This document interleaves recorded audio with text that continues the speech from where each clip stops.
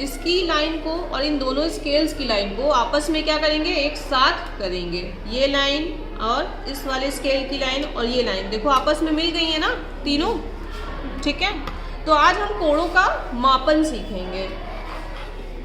तो जब ये कोण और ये स्केल जो है और ये चांदा तीनों एक ही जगह पे स्थिर है ना, तीनों की ये लाइन बिल्कुल एक साथ कोइंसिडेंट है, मतलब मैच कर रही है, तो ये कितने डिग्री का कोण बन रहा है?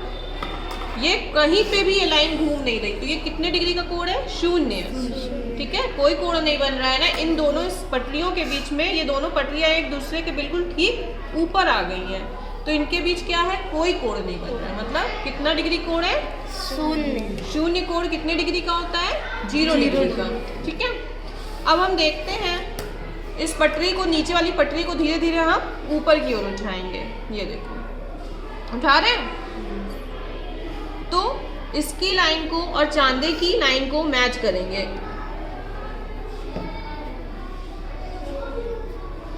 तो बच्चों ये बताओ ये कितने डिग्री का कोण बना? अब यहाँ पे देखिए ये जो लाइन है इसकी लाइन से जा रही है ना 30 डिग्री का कोण, तो ये कितने डिग्री का कोण है?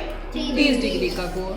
तो धीरे धीरे इस लाइन को और हम आगे बढ़ाते हैं इस पटरी को, और ये हमने यहाँ पे 90 डिग्री के साथ इसको मिला दिया, ठीक। तो ये हमने बताया ना ये कितने डिग्री का कोण बन गया? 90 डिग्री का। और 90 डिग्री के कोण को हम क्या कहते हैं? समकोण।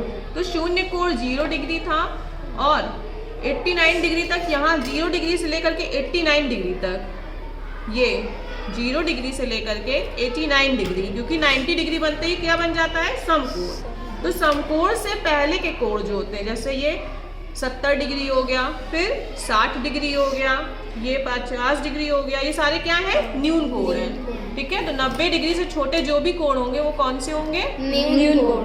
अब समकोण से जब आगे इस स्केल को हम आगे की तरफ बढ़ाते हैं 90 डिग्री से आगे, तो 90 डिग्री से आगे के ये जो भी कोण बन रहे हैं ये क्या है? अधिक कोण इनको कहते हैं।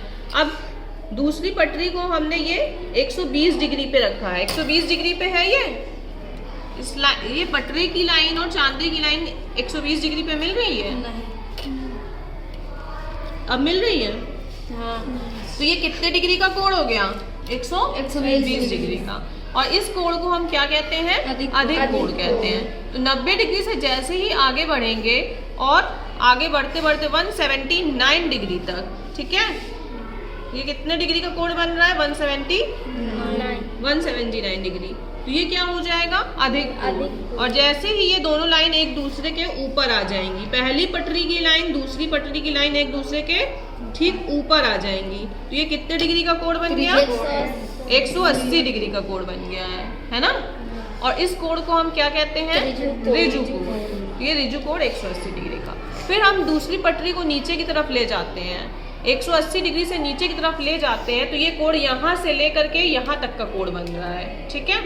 तो इस कोण को हम क्या कहेंगे? बृहद कोण। जो कि 180 डिग्री से ज्यादा जा रहा है उसको हम क्या कहेंगे? बृहद कोण। ये घूमते घूमते जब दूसरी पटरी पूरा गोला घूम करके इधर साइड आ करके इस स्केल के ठीक ऊपर आ जाती है, तो ये कितने डिग्री का कोण बन गया? यहाँ से लेकर के यहाँ तक 360 डिग्री। और 360 डिग्री के कोण को हम क्या कहते हैं? समकोण कोण कहते हैं, ठीक है। तो अब हम लोग ये क्रियाकलाप करते हैं जिसमें पहली पट्टी की स्थिति, दूसरी पट्टी की स्थिति, कोण का माप और कोण का प्रकार है। तो हम पहले ये हमारी नीचे वाली पट्टी कौन सी पट्टी है? पहली पट्टी है, ठीक है। और ये जो ऊपर वाली पट्टी इसको हमने दूसरी पट्टी मान लिया है। तो हम देखते हैं पहली पट्टी की स्थिति क्या है और दूसरी पट्टी की स्थिति क्या है। पहली पट्टी को हम यहाँ पे ले आए और दूसरी पट्टी को मान लो हम यहाँ पे ले आए। तो बताओ पहली पट्टी की स्थिति क्या है? 35। पहली पट्टी की स्थिति क्या है? देख करके बताओ।